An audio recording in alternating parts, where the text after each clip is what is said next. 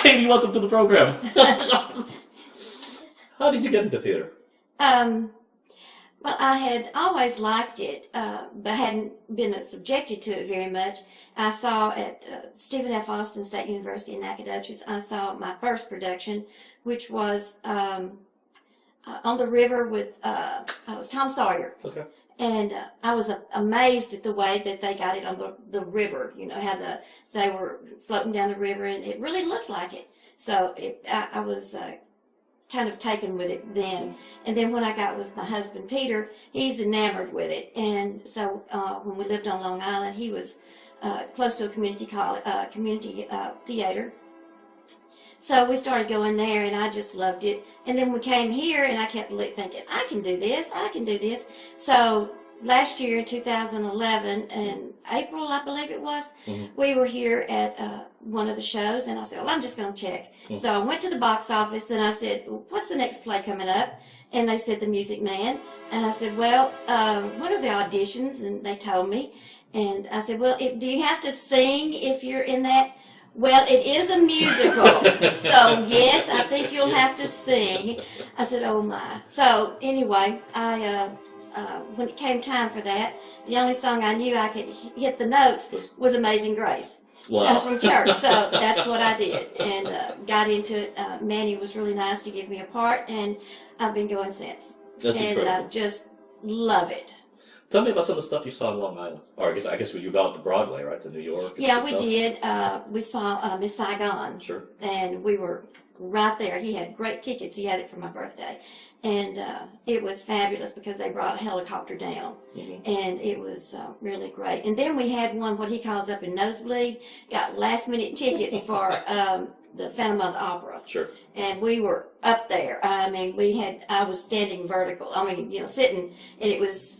We weren't sitting back; you were vertical, and so it was an experience there. But we didn't get to go too much because he was working quite a bit. And I told him, I said, I didn't even get to be a tourist when we were there because he was working. And so I told him, we're going to go back, and I'm going to get to play now and be the tourist and go to all these things. I want to go at Christmas. Sure. When we have all the decorations. The lights are just beautiful in New York City. And he's told me about all this, and told me about all the snow and how deep it gets. And at one point, he had to climb out his window because he's a police officer, so he had to be on duty. And climbing out the windows and sliding down with all the snow and everything. And all we got was maybe 2 inches. And I kept saying, oh, yeah, you're telling me the truth, right? Yeah, New York is a really pretty time at Christmas because, you know, the Rockefeller Center is all decorated. Right. And it's cooler. And because it's cooler, New York doesn't stink. It stinks in the summertime when it's hot and all those fumes go over. So I love doing the touristy stuff in New York. Yeah, the first time I went in, we rode the train in, and that was an experience because he refused to go in without his gun. He won't travel in New York without it. So we rode the train in, and we went, underground. So when we started climbing the steps to come out, he said, now don't be like every other tourist, and the minute you walk out, look straight up. Well, what'd I do? Just like that, because the buildings are so huge, and they're right there in your face. And so I pulled the same tourist thing. I couldn't help it. He said, stop looking up. I said, well, nobody's looking at me. So I just kept, it was fascinating. And all the vendors, and it was just something else. And finally, let's see, last year, I believe it was, I got to go through Central Park. Yes. Finally got to go through that, and I had a ball, absolute ball. It was hot, though, but it was really nice. I enjoyed that. So, what did you like about your time in the New York area? The contrast between the slum and the bigger houses, and knowing that this one building over here that's brown and it's just nondescript is worth $1 million. And that kind of blows me away. So I was taking pictures this last time we were there. I was taking pictures of everything. He said, but it's just a building. I said, yeah, but it's got trees on top of that building too. And so it's different. And it really, I enjoyed going through and seeing all the contrast. And at one point I drove from, which we lived towards the end of the island, and I drove towards New York, and all that horrendous traffic to a Thanksgiving party that I was attending because he was working and I was going to a friend's house. And I didn't think I could drive in that traffic, but I did. But I wouldn't drive in New York for anything. All those cabbies and the horns blowing. When I lived in in Arizona, and when I flew into New York, you step outside and you know you're in New York the minute you open the doors because of the cabs blowing their horns. I mean, it's just blaring, and so you know you're in New York. Just like when you land in Houston, you know that you're in Houston when you open the doors and you're immediately drenched in sweat. Yeah. Yes, so that's right. you can tell where you are. Yes. Well, some of the businesses. Tell me about some of the businesses that you've done. Or been. Ooh, I've just worked mainly in other businesses. Worked for highway patrol, district judge, county auditors. Just all around, just doing a lot of things. And when I met Peter, he was a travel agent on the side. Yeah. And he had 3 things going on. So he was a travel agent. And this other business that he was affiliated with, he was a teacher for police departments. And that's how I met him. So they were needing a travel agent. Sure. They were going to buy an agency, and so we convinced them to let us be their travel agency until they got theirs built, bought and set up. And so for 6 months we did that, and I would get up in the mornings and these phones would start ringing, and then I wouldn't even get to take my pajamas off and dress until that evening. And so it was something else. I would never have another business in my home like that. Wow. So we did that, and then he got into the teaching of police departments on his own. We were teaching different subjects, and so we did that with quite a few of the police departments around. Florida was one of the main ones, and of course it happened to be the year when they had all the hurricanes. Of course. And so the men were all deployed everywhere else, and so then we were in a bad wreck, and so we just lost our business doing that. And then we were in insurance. We got into insurance here in 2006, and we stayed in that for a while and had another bad car wreck. And so I told him I had it, so I quit. But then I got back into independent insurance, and so and I'm back in it again. So it's just we've just done a variety of things and enjoyed it, and we work together pretty well. I think it takes a special relationship for a husband and wife to work together daily. Yes, it and does. then come home at night. So we didn't have too many arguments that we couldn't work out. Yeah. So I thought we did pretty good, but it was different. It probably has to do with a lot of work that has to be done. Yes. You know? Yes. When there's so much work, you don't have time to argue. That's right. You That's just got to right. divvy up the work, Yeah, that's mentally and go for it because that's what has to get done. Right, and then you double check each other, and then that's where the arguments come in. Yeah. I did it this way. That's the way I want it done. That kind of stuff. But yeah, it's good when you can work together and still come home and be husband and wife. Well, it sounds like you've had multiple lives. I have, definitely. I think of it as different sections, yes. And we're in a new one right now. In all these different lives that you've done, all these different careers, what have you taken away from people and I guess observation? Because certainly people are the same but very different from different parts of the country, to different livelihoods, different backgrounds.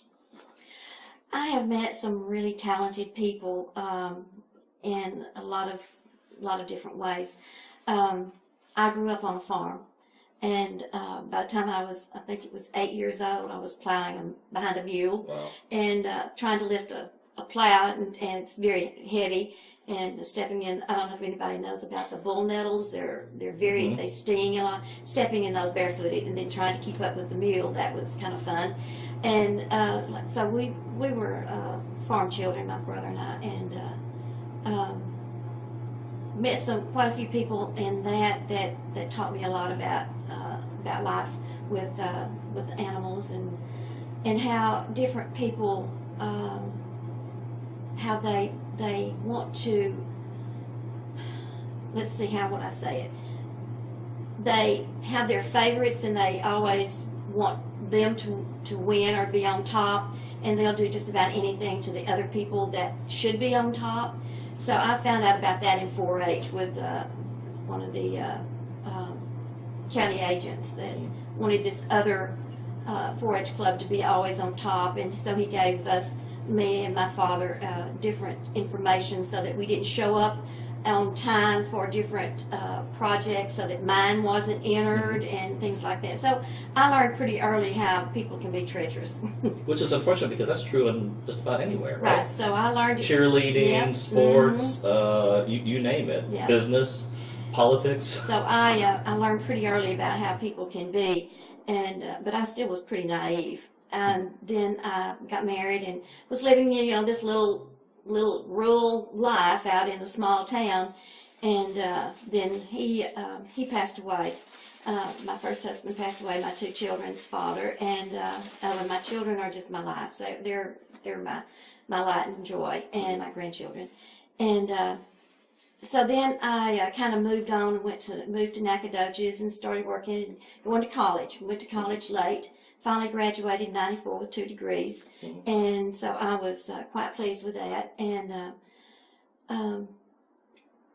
then I I had remarried and learned a lot about how a little bit larger college town can be, and the people are nice until you're out of sight. And then there's a lot of backbiting and things like that. So you have to learn how to just slough it off, let it go and don't worry about it. But it builds character. It teaches you, that you are better than that, and you can go on and just. It's what counts is what you feel, how you feel about what you're doing.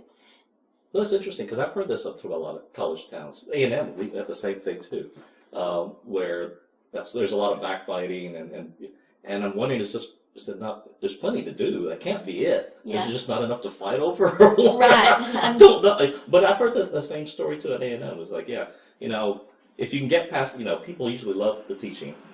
It depends. Some people are into the research, but they don't like office politics.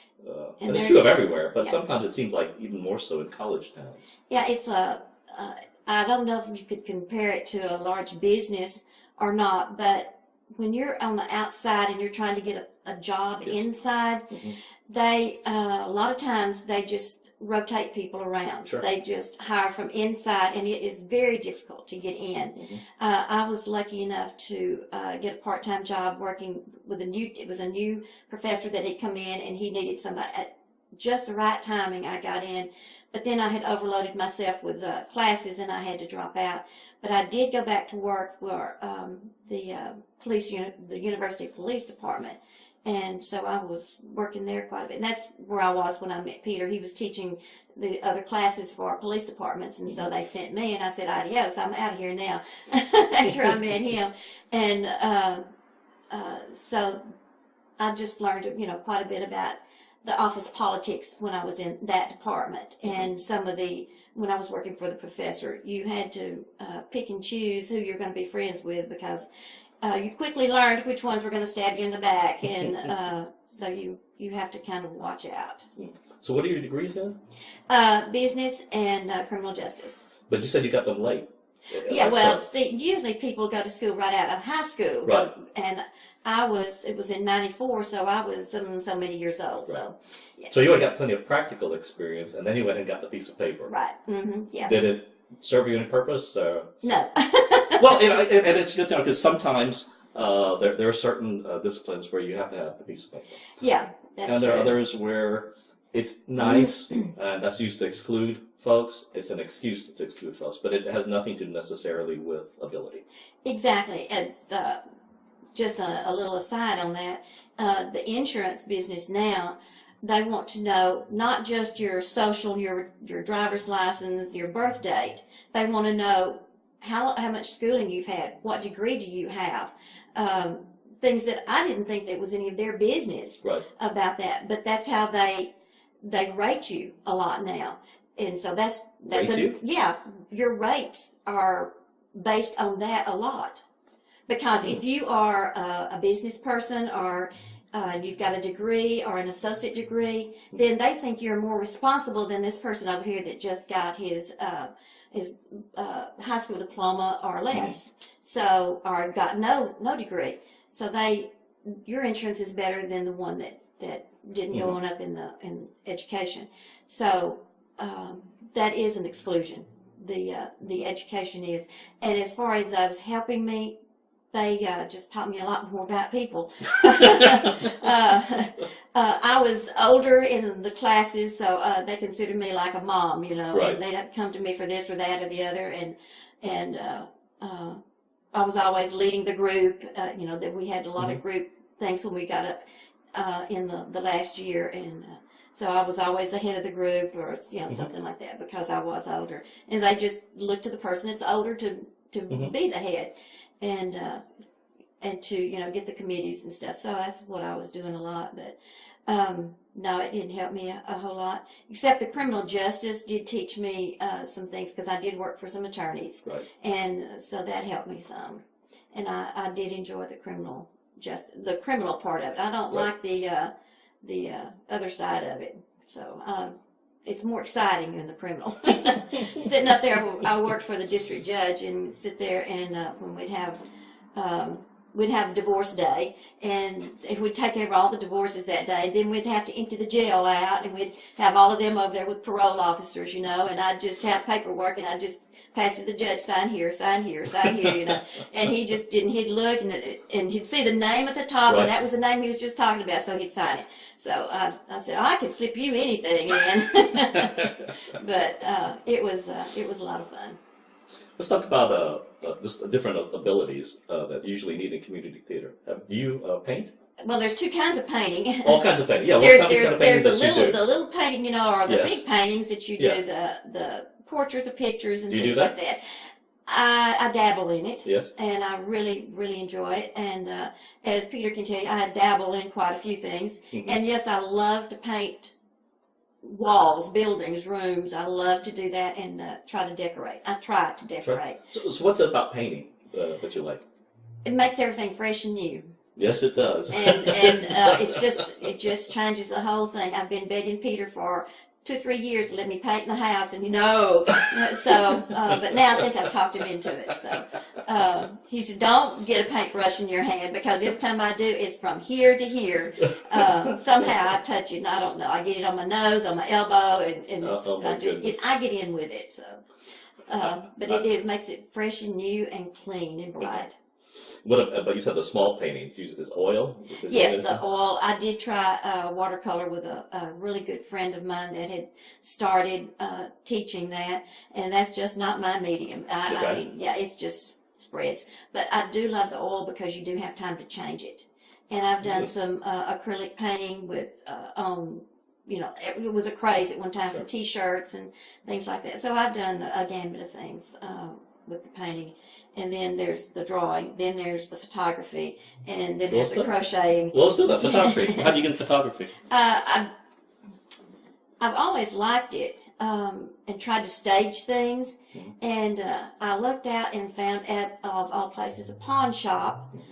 This whole case, and it was a Nikon camera. I forgot exactly what all, but it had 4 lenses in there. One was that really long one, I think it was the 300. Okay, so anyway, really long. I had then 3 other small, you know, different sizes, and I experimented with that and played with that, and got things off the internet on learning how to do it, and I just loved it. What we like I said, I had remarried, and we owned a lot of property, and we had cows and horses, and so I'd go out there and I'd take pictures of barns and ducks in the ponds, and then I was with a photography club there in Nacogdoches, and learned quite a bit about it. But I finally decided, okay, they have the new digital ones that's much simpler.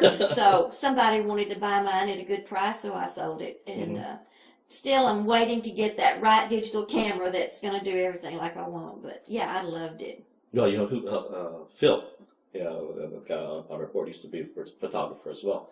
That's how he paid his way through college.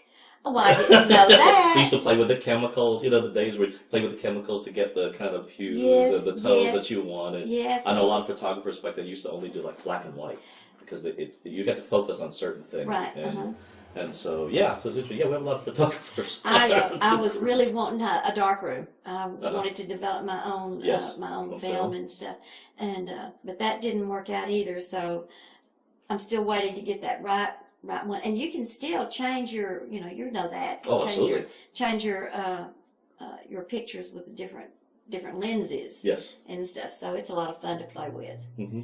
But you're into it a lot more serious, and Not really. Not really. You know, we always talk about the photographer's eye. Do you have the photographer's eye?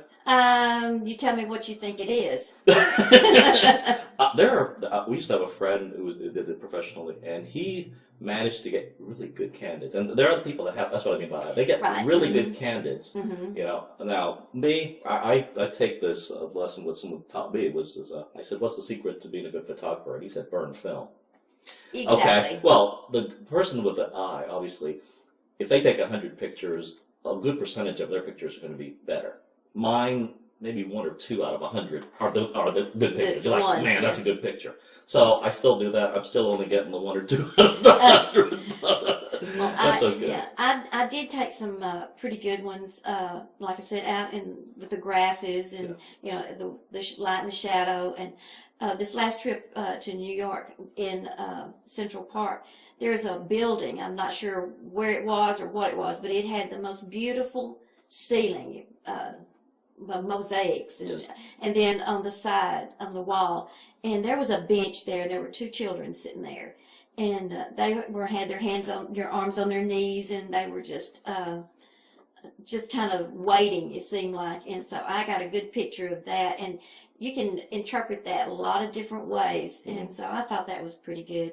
And then he saw me taking a picture of him, and I asked him, "Is it okay?" And he says, "Yeah," and then he got up and left, so I guess not.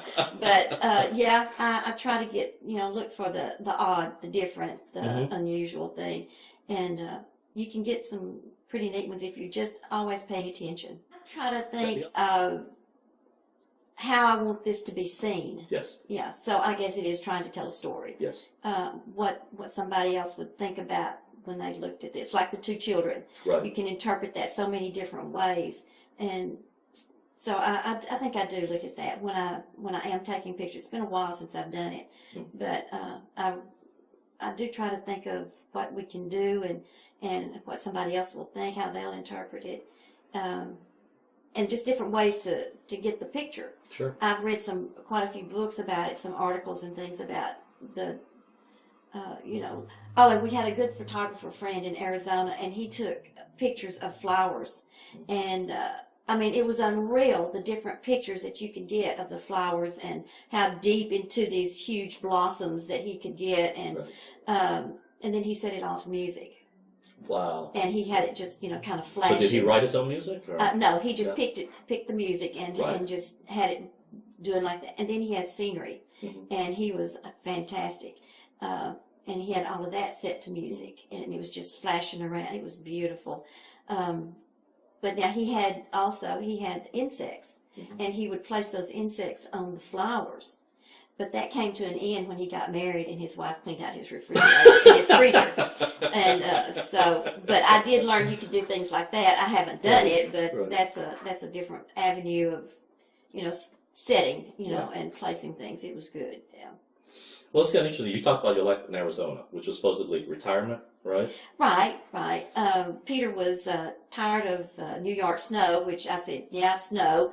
You don't get that. And so we moved to Arizona. He has 3 daughters. One of them lived in Arizona, and I felt like she needed her father more than the other 2. Right. They seemed a little bit more independent. And my children were in Texas. Sure. And so he didn't really want to live in Texas at that time, so we moved to Arizona to Sedona, where all the red rocks are, and we loved it. We really enjoyed it, had a lot of good friends there, and but then when I would fly into Texas, because I had to come at least 3 or 4 times a year to see my children, it was like a breath of fresh air when you'd see all the green, because there's not much green in Arizona, and it was just, like your eyes are just resting all of a sudden on this green and freshness. But we really did enjoy Arizona. the red rocks were just beautiful. And they have monsoons there. I'm sure everybody knows that. And we lived basically at the foot of one of those huge red Wow. mountains. Yes. And when the monsoon came, this one particular time, it came and it was fast and furious, and it hit that mountain, and it came down off that mountain and just kind of came on down, because we were a little bit lower than that. And I stood at my front door and watched that water come up. And most of the houses in Arizona, the yards, have big ditches, about so far, so deep to carry this water. Because when it comes, it's going to take everything with it. And it's just going to reach the lowest point, and it's going to take everything with it. And your yard included, flowers, anything that's movable. And so I was standing there watching that water come up, and it came within 2 inches of coming inside my house. And I said, don't you dare. But further on down the street, this man had about 2 feet in his house. So it was hairy there for a few minutes, a little while that we didn't have it in there. And then once the monsoon is finished, then you have to rebuild your ditches. So you have to go out there and clean it out, and they're all lined with rock. And so you have to replace the rock and everything. And Peter kept declaring he was going to concrete the whole thing and be done with it. But, I have to have my flowers, so I convinced him not to do that. He said he was going to concrete it, paint it green, and just let it go. But I convinced him, no, that's not the way to go. But yeah, we enjoyed it. And in the spring and the fall, especially the spring, the desert is beautiful with all those flowers, and then the cactus are all blooming, and then they have the desert rats, the old timers that were there when Phoenix was a small town, and they move out, and you can tell they're little dried up shrimps, and that's exactly what they look like. But that's why they call them desert rats, because they can stand that heat. They'd get out. There was a golf club right down below us, and these old guys would be out there in the middle of the day. It's way over 100 degrees and dry, and of course that makes it a little bit different. And they just have a cloth around their neck and a cap on, and it didn't bother them. Wow. And they liked it better in the middle of the day because nobody else was out there. Right. And so, but you could tell they were little dried up shrimp things. And another experience we had was there's a lot of fires in Arizona. And up in the mountains, the Indians still live there. And I've forgotten which ones it is, but they were one of the fierce tribes. And they were in California fighting a fire, and this one broke out in Arizona, and they had it stopped, and somebody else reset it. That happened twice on this one big fire, and it came up, it had burned a humongous amount of timber, and was getting some people's houses, and it had come up to their village, and it was just about to overtake it. These guys came in from California and said, this is it stops here. So what they did was burn a couple of, maybe 2 streets of houses to make a break, and they stopped it, and they stopped it, actually. They did it, and we were up in Flagstaff when they were at one of the restaurants, and you could tell that it was them because they had their big old belts that they strapped on after they finished eating, and you could just tell they were Indians, and they little hard-looking, tough men, and it was something to see them. And then we were up in the mountains one time, just visiting around, and they still have some of their lifestyle up there, and it's interesting, very interesting. You also sew too, right? How did you learn sewing? Oh, I started sewing when I was about 7 or 8 years old, and like I said, the 4-H was a big deal because it's in the rural communities, and so they had what they call dress reviews, and so everybody would make something and be judged on it. Then you could go to county, and then you would go to state, and then if you went further than that, I did get to go to.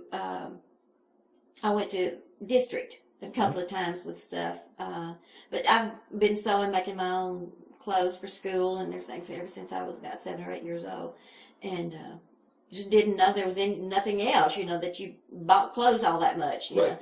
And my little girl, she was going to be 3 years old for her birthday, and I asked her what she wanted, And she said, "I want a balk dress, Mama." Why? A balk dress, because she's always had stuff made for her. She Right. wanted a balk dress. So I found her a dress that looked. I said, "Now, can I make this balk dress?" And she said, "Okay." So I made one like it, you know. But yeah, I was on it and just made curtains and made anything I wanted to do. I just did. Mhm. You know, you just sit down and just start. Mhm. And one of the girls in the Miracle Worker.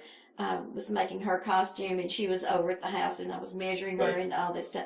She said, "I didn't know all this was so complicated." I said, "It's not unless you don't know what you're doing, you know, Right. once you get started." And she said, "How did you start?" I said, "Well, you take the directions, and you put it on the wall, and you sit there and you stare at it. And you just keep looking and keep trying." And my mother said I could make a whole garment out of pins, because Wow. I would pin it to make sure I had it right, you know. And so I've just done that. I made my first husband pants. I made him a suit, Mhm. you know, and jackets and stuff. And he got to where he was picky about it and said, "Well, I need it lined." I said, "Well, okay." So I lined his jacket for him and got it fixed for him. But yeah, I've done it, and I really enjoy it. This last one, the Miracle Work, I did quite a bit of sewing in that It one. looks good. It really looks good. You know, Well- it's a period piece, and you can tell. You know, excellent work. Well, thank you very much. Nice job. Thank Well, you. we're gonna talk about it because sewing almost seems like it's a lost art, and maybe it's got a resurgence. But you know, you go to the Walmart and the section, you know, used to be there is gone. You know, all the different stores that you could go to, you know, they seem like they're harder and harder to find. But I don't know. But then again, there's some new stores like Joann's, you know, fabrics open in different places. But And they've had to expand their products too, Yes. because they also have beading things, and they Right. have a lot of other things in there, because they can't just make it on the material anymore, because that is going away. really, But then like Hancock fabric, yes, that's where I get most of mine, because Right. Joann's is no longer Right. here. They are busy all the time, and they've got extended hours, so they stay up until 8 o'clock Right. at night now, Right. because they are the only one around. And so there are some people still doing it. right. I've even seen men in there buying material, and they're going to do this or that. Mhm. We have a friend that we saw the other night. He was going to upholster a chair, Yes. so he was in there buying things. Mhm. But we do have a quilting store Mhm. here in Conroe, and that's the only other one I know that has fabric.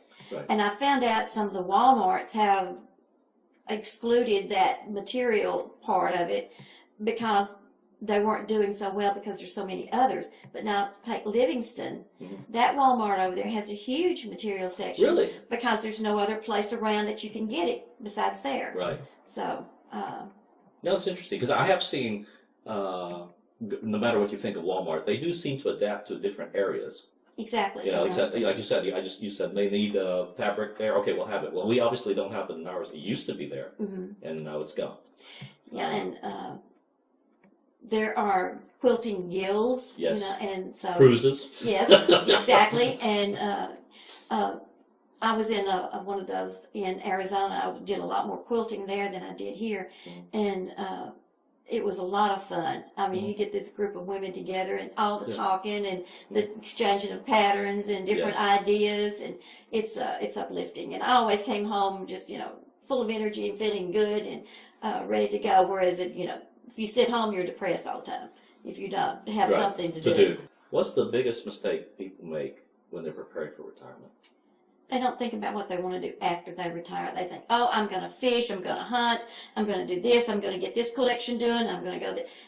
Well, they may do that for 6 months, and then they're tired of that, Yes. and they don't figure out what else they might want to do. Right.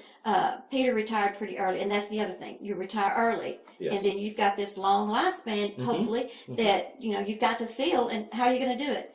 So when he retired, like I said, we started this other business, 2 or 3 businesses, because he got tired pretty easily. When he retired, we went to Arizona, and you can only play so much golf. Yeah. And 3 times, 5 times a week. yeah, so many and years. yeah, that's right. And he got kind of tired of that. So then we started this business of teaching police officers different things. And so that's one of the biggest downfalls, is you don't figure out what else you can do, because you usually, and a lot of women do it, they are so immersed in their job until they don't have any hobbies Right. that they can fall back on. Right. Well, that's not my problem. No, I don't think so. No. So I had no trouble. I am rarely bored Right. because I always have something with me. And Peter is the other way. He never tries to have something or take something with him. He would drive down to Phoenix to catch a plane to go teach, and he would call me 2 times or 3 times on his way down there. That's 2 hours. And then waiting at the airport, he'd call me 3 times. I said, I'm on 2 pages further on than the last time you called me. In the book I'm reading. So people are just different. And hey, but at least he calls you. Because that's right. If you don't call, then you say, why did you call? Yeah, finally I said, okay, and this was before they had unlimited, Yes. in the cell phones, and I said, okay, why don't you call me when you arrive? Let me know, but I don't need to know what people you're sitting next to right now. So Some wives want to know that. yeah, well, I didn't. Not after the describing everybody and but that's a lot of things that people do. They just don't prepare. And it was so disheartening when he retired. We heard so many of the men that he knew in the department, 6 months later, they out playing golf and just had a heart attack. That's actually fairly common. Right. And right. that has to do with industry. It's everything. I mean, aerospace doesn't matter. And it's not that, well, I mean, I do think men and women are different. But again, it's back to purpose. You really do need a purpose in life, and including retirement. And people say, where do you want to go? And to me, that's the wrong question. It's not where you want to go. It's what you're going to be doing, who you're going to be doing it with, what's the purpose in life. Because you still need a reason to get up. That's it. And I don't mean to go play tennis, play golf, watch TV, whatever. A purpose in life. That's the meaning. Yes. And most people want to help other people. Absolutely. And so that's one of the things that the purpose is to get up and to be somewhere with someone else. Exactly. And help them do things. That's why there's so many retirees that are working in Walmart. They've got to have something to do. Right. Or they're working in some of the shelters, right. things like that, because they do have to have something. Mm-hmm. And Peter's purpose for getting up is to fix my breakfast. So, you have to, if you don't prepare for that and you're just playing, then in all likelihood you are going to be depressed and unhappy, and therefore your life is not going to be as long as it would be if you were productive. Absolutely. So what other arts and crafts stuff do you like to do? I love to ride horses. Oh, you're big into horses, yes. And I had a horse that was just absolutely fantastic. Her name was Cowgirl, and she was a gray, and I really enjoyed that. And I always loved riding horses from the time I was young. Never had any because we always had mules when I was growing up. So, you plow a mule, you don't really plow a horse, and so they had to be useful on the farm. And so we didn't have that, but my cousins did, and I was always over there riding these horses and falling off and stuff like that. I enjoyed it. Another thing that I enjoyed, and I got into this in Arizona, was pottery. Yes. I had done this cleaning the house bit, the reading, and done everything, and I was having a birthday, and I asked Peter, I said, are you going to give me a birthday party? Well, I hadn't thought about it. Well, I'm giving one myself. So I invited a few friends that we had made, and she invited somebody else who was involved in the arts and crafts and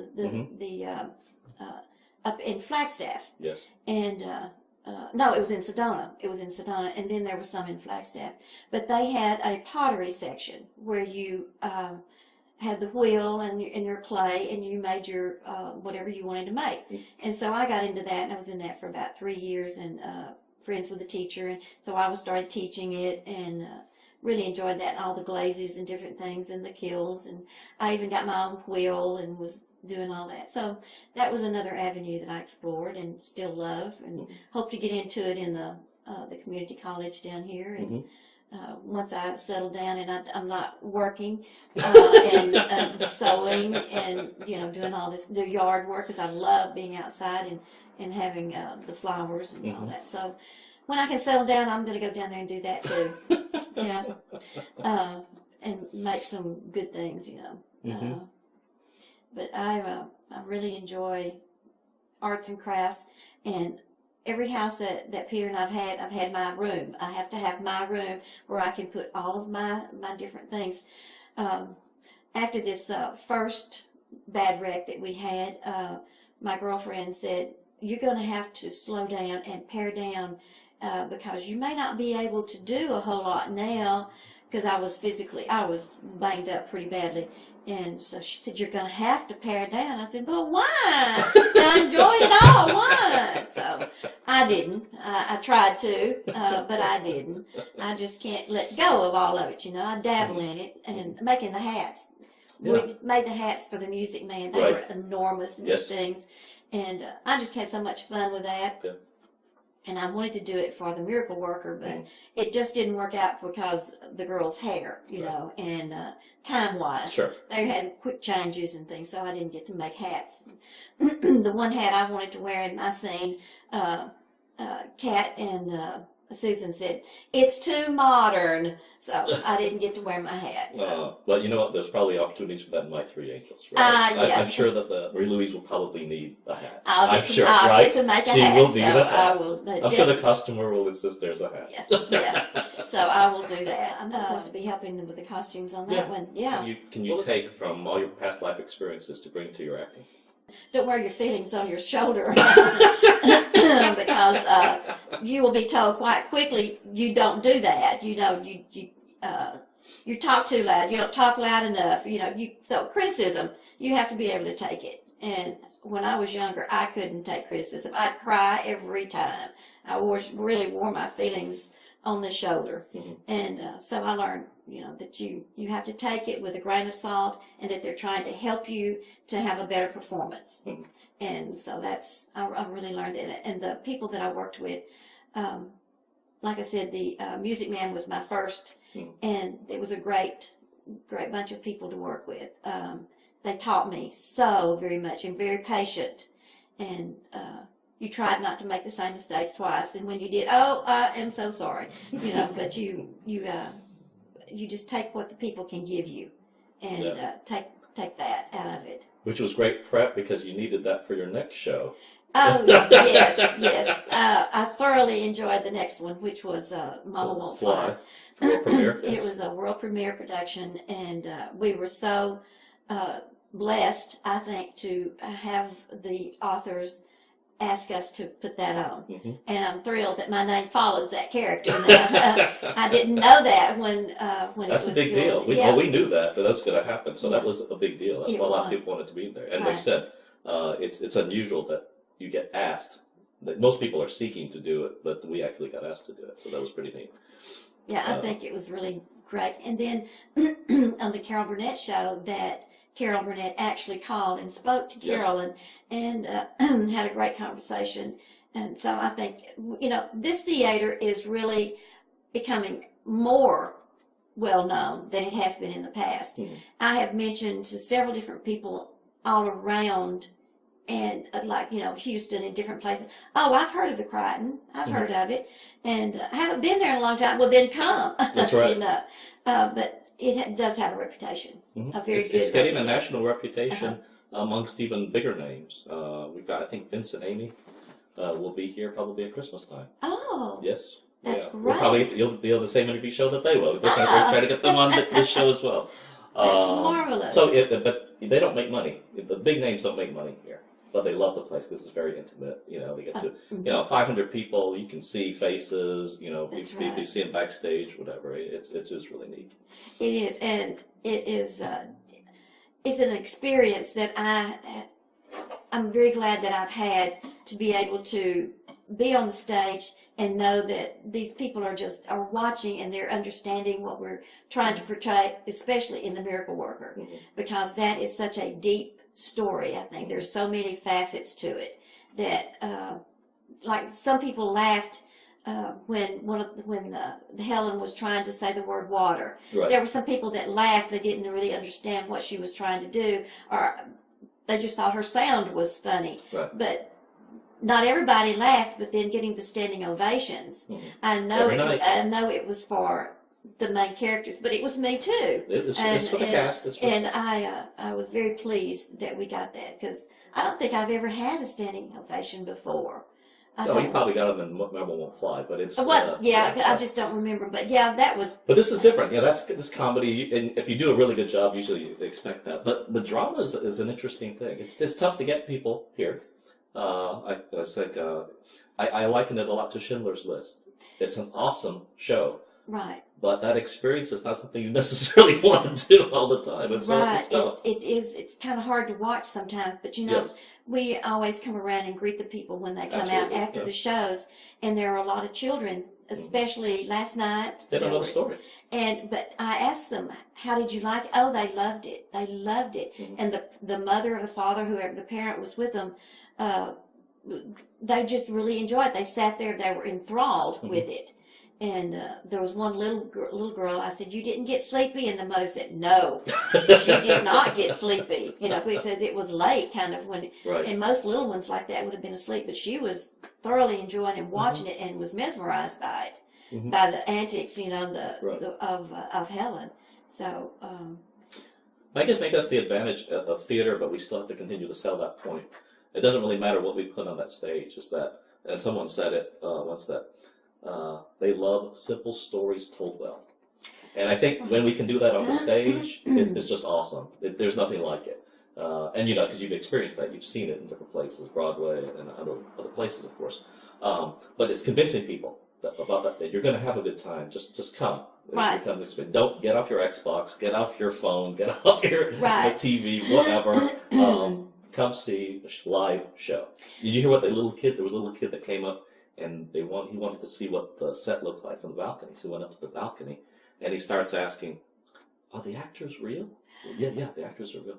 Is the doggy real? Yeah, the doggies are real. Yeah, you know, because they can't believe it. No, they're real. It's Right, not. and that water actually comes out of the pump. We've had that question too. Is that real water?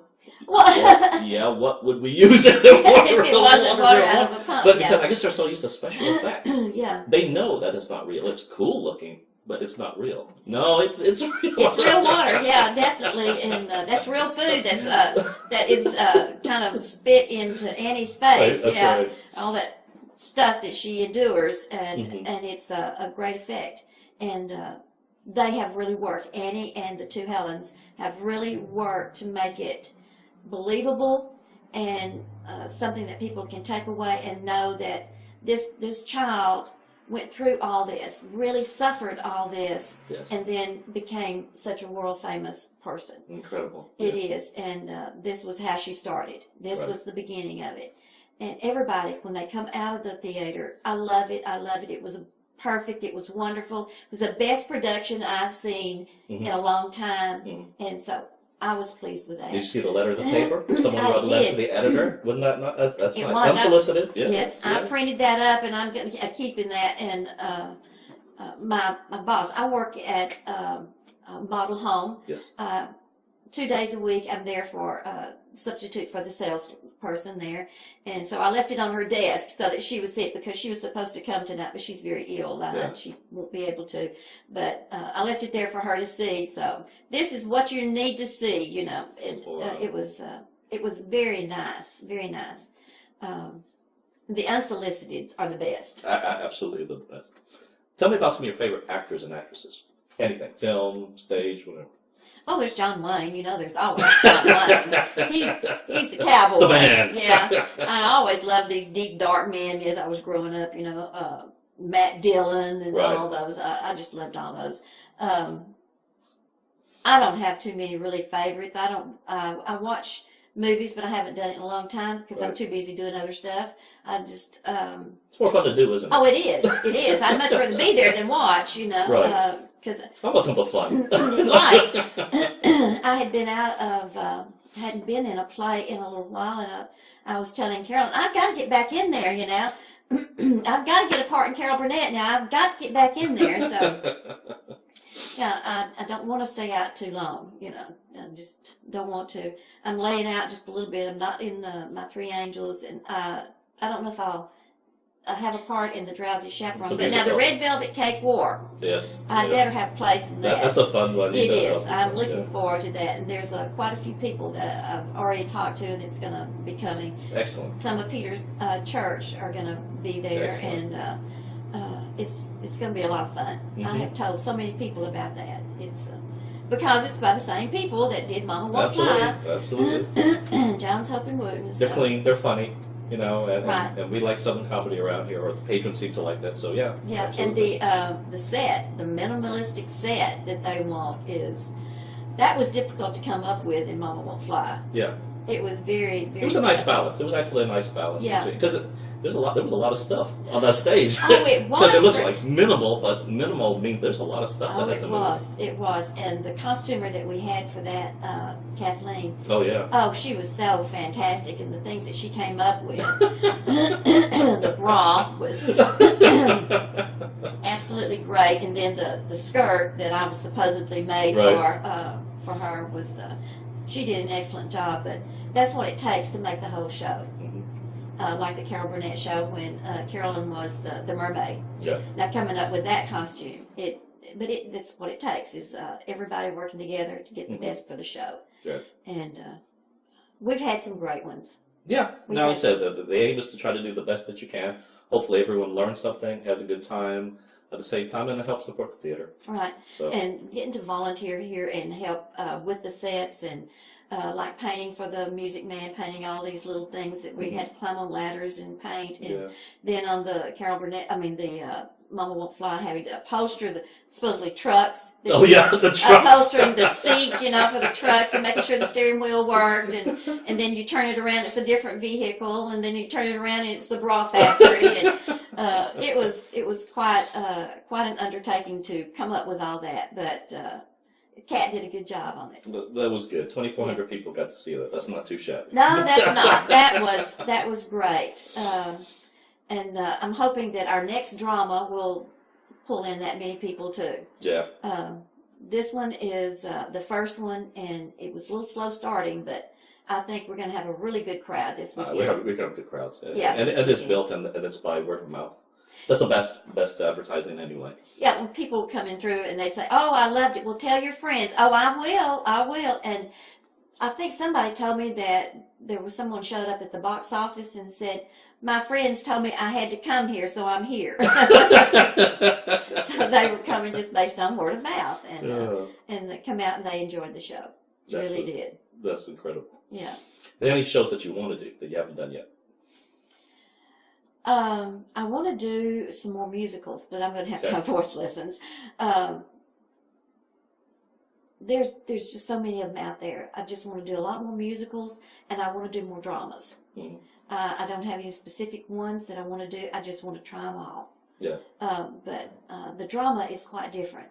Yeah, absolutely different. But I think we have to work on a different business model to make the dramas go. Right. Because it's really more for actors.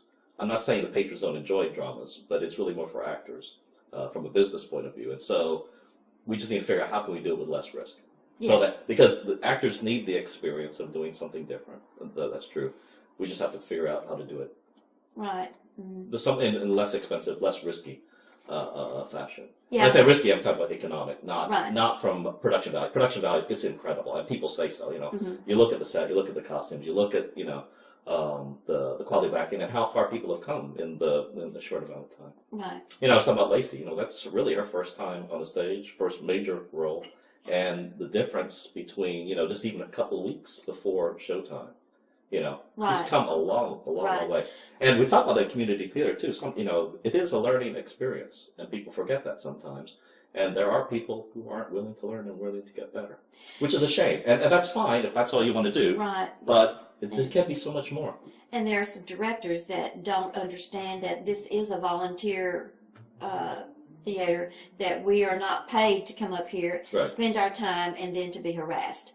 But we very seldom have a director do that. Yeah. Most of our directors are so wonderful to work with.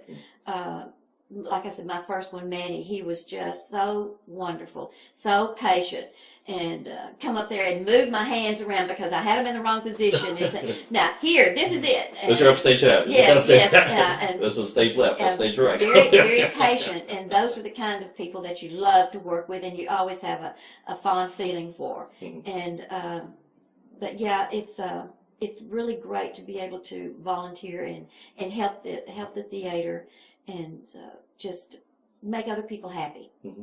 Well, I want to thank you and Peter for coming to help out. Absolutely. And you said there's, 1 in 100 folks. You guys are definitely that 1 in 100 to come, help out, put everything on the line, your time, money, whatever, skills in different shows in all different capacities, just on stage, but off stage as well. And it's been very helpful. And we value your friendships as well. So thank you so much for I being appreciate here. that because it's reciprocated. We think the world of y'all and enjoy being with you, and we learn so much more. Every time I'm on that stage, I learn more. Absolutely. And the critiques are done in such a way that I don't have to cry because I'm being criticized, but it's done in such a way that it's not criticism. No, it's we want everyone to be better. It's always right? helpful and to make you look better. So how can you be upset with that? Yeah, we want you to be better because when you look better, we all look better. Yeah. And that's what we want. And it was quite an experience. And I thank you very much for allowing us to do it. And working with you in the Music Man was an experience. That was. I had been on stage in a long time. Yeah, that's I what did not know. Carolyn said. They say I didn't know you could sing and I know you could act. Well, I don't claim to be a great actor. Okay, I never claimed that. But I've sung since I was in my 6 or whatever. So I've had voice training. So although I'm not a great singer, I love singing. So yeah, and that was one of those things you're forced to. Well, we need another guy. We're always short guys. Right. That's a problem in community theater. We're always short guys. Oh, yeah. Okay, I got to be on stage. Okay, Michael, can you run the lights for me so I can be on stage? And he did an awesome job too. He did fine, that's like and he finally got to be on stage too. Yeah, he did. Christmas Story. Christmas Story. Yeah. Yeah, but that was the thing is that I said, Michael, you can't be nice. You've got to be mean to these kids. So find it. So he finally did. He found finally did. And it was a little real life motivation because some of the kids could be really a pest. Yeah, but he did an awesome job. Find it. Yeah. Get mean to it. Get after it. And it was like Peter doing in the Music Man. That wasn't his thing. He had no intention. He was going to come and support me. I had a great time with him too. But yes. I finally talked him into it. I said, well, I didn't. I said, Carolyn asked if he would do it, and I said, well, he would if you asked him, but not me. So she did, and I said, there's one place where you have one line, and you can hold a newspaper in front of your face. Okay, I'll do it. But ended up, he had about 4 or 5 different things that he had to do, and even dancing. And that's right. We have to be on the train and do the little ditty. Yeah. We have to and then, be in the crowd singing. So a few lines here. Then we were dancing, doing the shapoopy. And, yes. So it was good for both of us. It got us out and got us going, got us doing and meeting more people and having a great time. And I really do appreciate it. Okay. If heaven exists, what do you want God to say when you get to the pearly gates? You did your best. What are you doing here? You did your best. Okay, you can come in. I think we're doing Mama Won't Fly again. You can, if you want to do that. Yeah. Yeah, I'm a strong believer. And I'll start crying. I don't want to do that. That's all right. Kate, thanks for being with us. We'll see you around. Huh? Thank you.